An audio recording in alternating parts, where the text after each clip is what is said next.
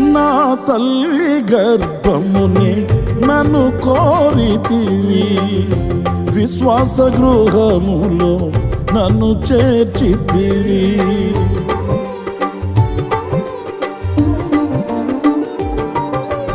నా తల్లి గర్భమునే నన్ను కోరితివి, విశ్వాస గృహములో నన్ను చేర్చితివి.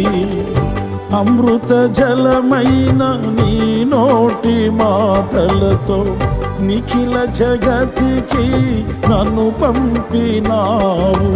ప్రకటింప నీ చరితం, నా జన్మ నిజ ఫలితం.